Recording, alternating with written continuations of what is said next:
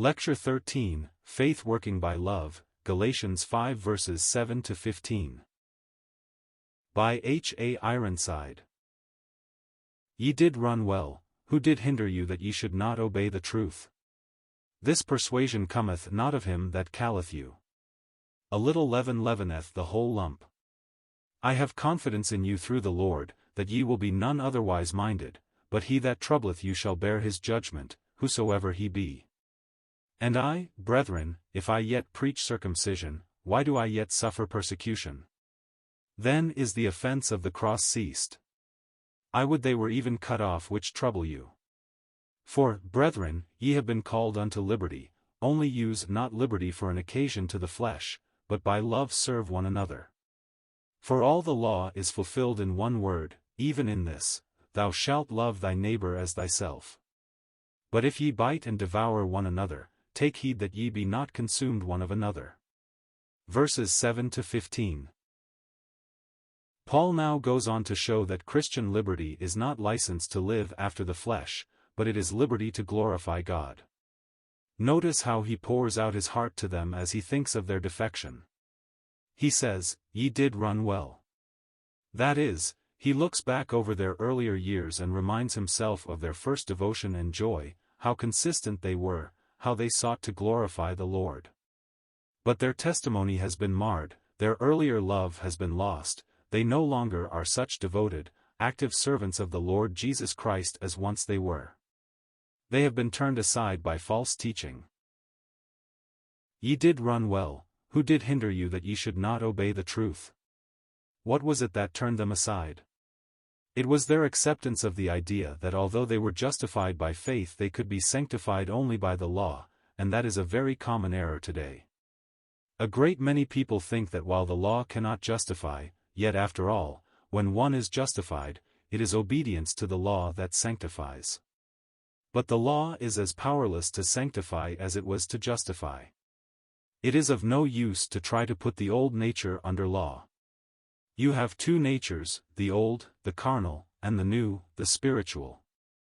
That old nature is just as black as it can be, and the new is as white as it can be. The old is just as evil as it can be, and the new is as good as it can be. It is of no use to say to the old nature, you must obey the law, because the carnal mind is not subject to the law of God. On the other hand, you do not need to say that to the new nature, because it delights in the law of God.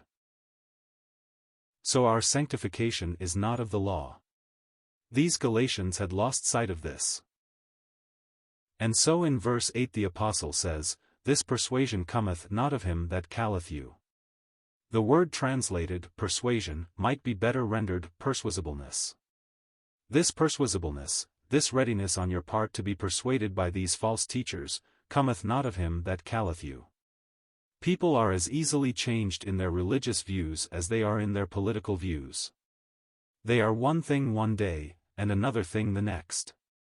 They start out all right, and then the first false teacher that comes along gets their attention, and if he quotes a few scripture verses they say, it sounds all right, he has the Bible for it, and so they go from one thing to another and never get settled anywhere. The apostle says that this readiness to be persuaded by human teachers is not of God. If you were walking with God you would be listening to his voice and hearing his word, and would be kept from over-persuasibleness. A little leaven leaveneth the whole lump, we are told in verse 9. This same sentence is found in 1 Corinthians 5 verse 6, where Paul warns the saints against the toleration of immorality in their midst. An evil man was among them. He was living in sin and they seemed powerless to deal with it, like some churches today who have never had a case of discipline for years, tolerating all kinds of wickedness. They do not dare to come out and deal with it. These Corinthians were glorying in the fact that they were broad-minded enough to overlook this man's adultery and incest, and Paul says to them, if you are going to do this, you must face the fact that, a little leaven leaveneth the whole lump. Others looking on will say, if the Church of God does not take a stand against these things, why should we be so careful? Here in Galatians, the apostle is not speaking of wickedness in the life but of false doctrine, and says that if they do not deal with it in the light of God's word they will find that it too is like leaven, and, a little leaven leaveneth the whole lump, and the time will come when they will have lost altogether the sense of the grace of God. It is interesting to notice that in the word of God leaven is always a picture of evil. A great many people do not see that. They talk about the leaven of the gospel. In Matthew, where the Lord Jesus says, "The kingdom of heaven is like unto leaven, which a woman took, and hid in 3 measures of meal, till the whole was leavened," Matthew 13 verse 33. Their idea is that the 3 measures of meal represent the world, and the woman is the church putting the leaven, the gospel, into the world, and by and by the whole world will be converted. We have been at it now for nearly 2,000 years, and instead of the world getting converted, the professing church is getting unconverted. Think of issuing a decree to blot out the name of Jehovah from all texts written on the walls of any church in Germany, the land of the Reformation, Germany, where Luther led the people away from the darkness of corruption, and think of that country attempting to blot out the name of Jehovah today. We are not converting the world very fast. Think of Russia, where the gospel was introduced over 1,500 years ago, and today every effort is being made to destroy the testimony that remains in that land. It will take millennium after millennium if ever the world is to be saved by our testimony. But that is not our program. We read, "When the Son of Man cometh, shall he find faith on the earth?" Luke 18 verse 8. As it was in the days of Noah, so shall it be also in the days of the Son of Man, Luke 17 verse 26. Corruption and vileness filled the world in the days of Noah, and so today corruption and vileness fill the world. They did eat, they drank, they married wives, they were given in marriage, until the day that Noah entered into the ark, and the flood came, and destroyed them all. Luke 17 verse 27. We see the same things happening now, and some day the Lord's people are going, not into the ark, but they are going to be caught up to meet the Lord in the air, and then the awful flood of judgment will be poured out on this poor world. The parable does not mean that the gospel will go on until the whole world is converted, it means the very opposite. The 3 measures of meal represented the meal offering, and the meal offering was the food of the people of God and typified Christ, our blessed, holy Savior. There was to be no leaven in the meal offering, for that was a type of evil. The leaven is the evil teaching corrupting the truth. Jesus indicated 3 kinds of leaven. He said, "Beware of the leaven of Herod, beware of the leaven of the Pharisees, beware of the leaven of the Sadducees." The leaven of Herod was political corruption and wickedness, that of the Pharisees was self-righteousness and hypocrisy, and that of the Sadducees was materialism. Of any of these it may be said, "A little leaven leaveneth the whole lump." The thing that stops its working is to expose it to the action of fire, and when we judge these things in the light of the gospel of Christ they can work no longer. But though Paul warns these Galatians, he does not give them up. He feels sure that they will come out all right, for he knows how real they were in the beginning. "I have confidence in you through the Lord, that ye will be none otherwise minded, but he that troubleth you shall bear his judgment, whosoever he be." What a solemn word that is! God has said, "Be not deceived, God is not mocked, for whatsoever a man soweth, that shall he also reap," Galatians 6 verse 7. And we are told, there is no respect of persons with God, Romans 2 verse 11. How that ought to keep our hearts as we see men in high places today guilty of heinous crimes against civilization. We shudder as we see how hopeless it is for the nations to contend with these men and their evil principles. How the tyrants of earth still defy God. But, depend upon it, he is going to take things in his own hands one of these days, and judgment is coming as surely as there is a God in heaven. For God has said, regarding Abraham's seed, "Cursed be every one that curseth thee, and blessed be he that blesseth thee." Genesis 27 verse 29, and the man who is dealing cruelly with Abraham's seed is already under the curse of God. That judgment someday will fall. We can be sure of that. There is no way out, because God has decreed it. Men may trifle with God for the moment, they may question because he seems to wait a long time, but the Greeks used to say, the mills of the gods grind slowly, but they grind exceeding small. In every aspect of life the truth remains that God is a God of judgment, and, by him actions are weighed, 1 Samuel 2 verse 3. Paul then says, "And I, brethren, if I yet preach circumcision, suppose I preached all these legalistic things, would I be persecuted as I am now? Surely not. But if I did that, I would not be true to my great commission. Why do I yet suffer persecution? Then is the offense, the scandal, of the cross ceased." What does he mean by the scandal of the cross? It was a scandalous end to a human life to have to die on a cross. The cross was like the gallows today. Cicero said, "The cross, it is so shameful it never ought to be mentioned in polite society." Just as a person having a relative who had committed murder and was hung for it would not want to speak about it, so people felt about the cross in those days. Yet the Son of God died on a cross. Oh, the shame of it!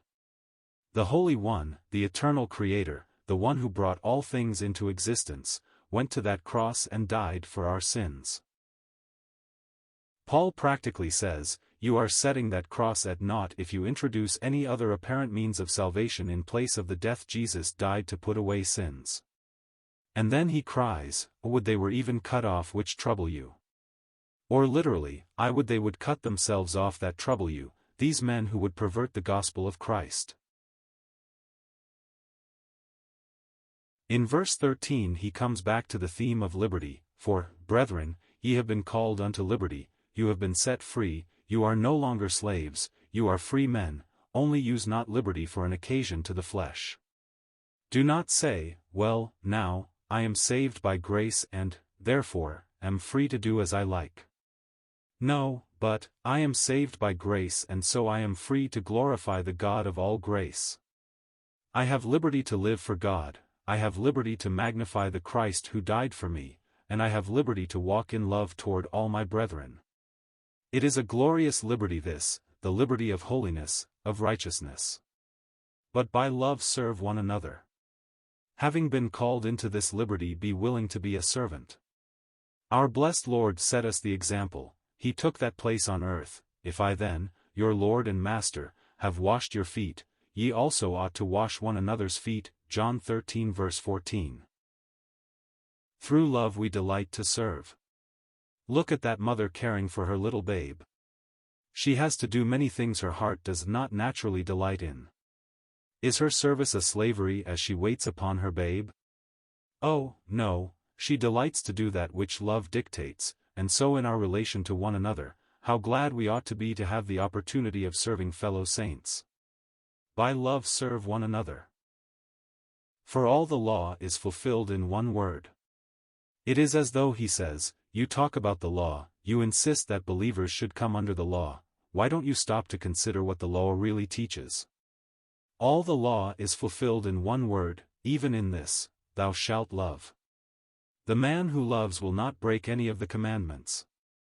If I love God as I should, I will not sin against him. Look at Joseph, exposed to severe temptation, greater perhaps than many another has gone through, and yet his answer to the temptress was, "How shall I do this great wickedness and sin against God?" He loved God and that kept him in the hour of temptation. And when it comes to dealing with our fellows, if we love our neighbors as ourselves we won't violate the commandments. We won't lie to one another, we won't bear false witness, no one will commit adultery, there will be no violation of God's law, we will not murder. No wrong will be done to another if we are walking in love. All the law is fulfilled in one word, even in this, thou shalt love thy neighbor as thyself. The Holy Spirit who dwells in every believer is the Spirit of love, and the new nature is a nature which God Himself has implanted. God is love and therefore it is natural for the new nature to love. When you find a believer acting in an unloving way, doing an unkind thing, you may be sure that it is the old nature, not the new, that is dominating him at that moment. Oh, to walk in love that Christ may be glorified in all our ways. It was said of early Christians, even by the heathen about them, behold how they love one another. Can that always be said of us? Or must it be said, behold how they quarrel, behold how they criticize, behold how they backbite one another, behold how they scandalize one another? What a shame if such things could be said of us. All the law is fulfilled in one word, even in this, thou shalt love.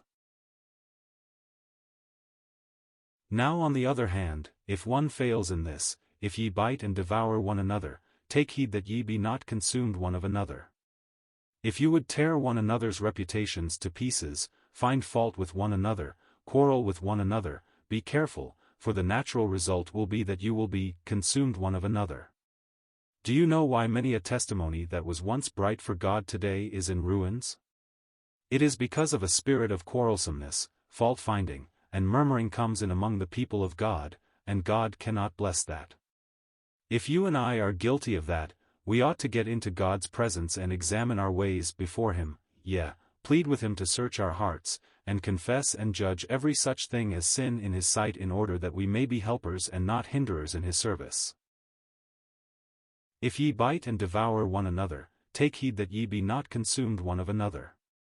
Well, someone says, I always hate myself if I say anything unkind, and I make up my mind never to do it again. The trouble is that you have not yielded that tongue of yours to the Lord Jesus Christ. You remember the word, present your bodies a living sacrifice, holy, acceptable unto God, which is your reasonable service, Romans 12 verse 1. A number of people have presented almost every part of their bodies except their tongues.